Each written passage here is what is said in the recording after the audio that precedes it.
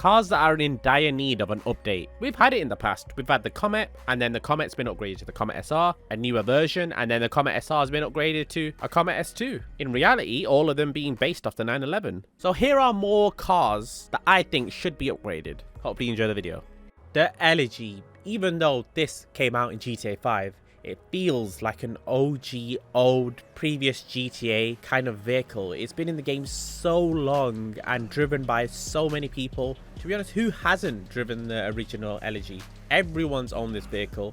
It was either free or 60,000, but it's a vehicle just because of the shape and maybe the front arches. But it's a car that just about has a resemblance of the actual GTR. I think the backlights definitely do need an upgrade. When you're driving this car, it's not that pretty to look at because you're always looking at the back.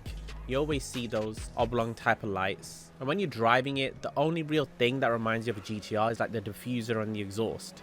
If not a remodel, which there needs to be a remodel, another one that I think is going to be for GTA 6. I think they need to let you wide body this vehicle, another car that is in dire need of a wide body. And maybe Rockstar are not putting that in because this car is so cheap. But I don't know. Go wild, Rockstar. Charges 1.5 million, charges 2 million for a wide body. I still think people would wide body this car. The 811. If anyone cares about speed in the game, they know about this vehicle. It is stupidly fast. It used to be the fastest car in the game. It was very high on the ranks through its whole time in GTA. And then we had to live with the back of this car. The front of this car looks nice, looks original. The back of this car with that horrible spoiler. I don't know. I hate the spoiler design. Let me show you the back of the 918. Look at the back of the 918. Look at the detail. Look at how aggressive that looks. It looks like a hypercar. It looks aggressive and immense. And then let's go to GTA. Look at that. That's so clowny. It looks like it's designed for a 2D game. And to the point where I don't even own the vehicle. The looks put me off that much that I never really cared about the performance. I can't just look at the front all day. I have to see the back eventually. And I had to borrow a friend's car for this because I don't own it. The Tempesta, a car that is so loved. Car till this day that looks so amazing. Has the basic general shape of a Huracan. Has modifications that diverge the look of a Huracan. It makes it more aggressive. It makes it look a bit more different than a Huracan. But I just think it's a car that needs updating.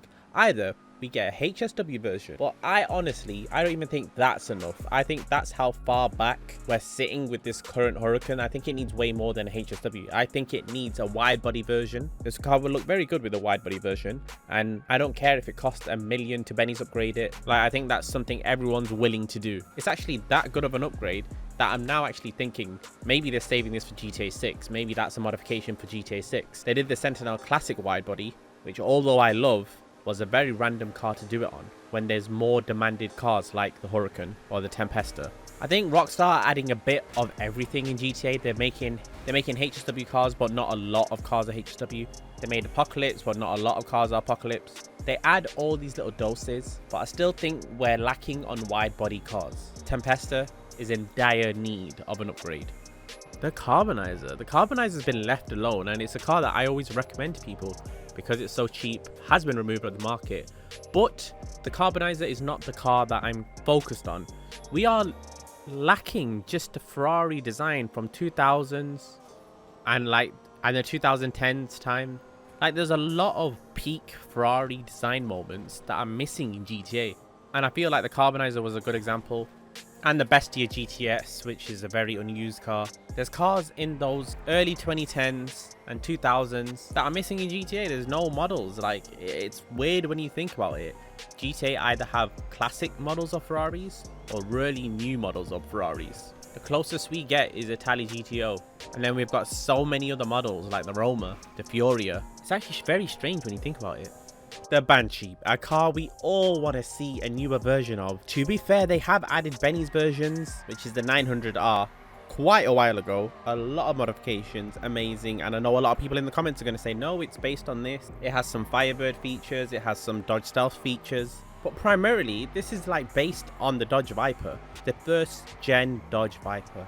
And we haven't had any other version of the Dodge Viper in the game. I'm not asking for a better version. They brought the HSW version of this car, which was rubbish, to be honest. Like, we have the Banshee 900R, then we have the Banshee HSW, But I think everyone will still pick the Banshee 900R over the HSW because the HSW isn't the more customizable Benny's version. We need an updated Viper. We need a newer Viper. Why is Rockstar slacking with this? Banshee is such an OG car from multiple GTAs and they've not added a newer version. It's one that I just think, why? And I can't figure it out. If you think you have a reason why Rockstar do this, then let me know.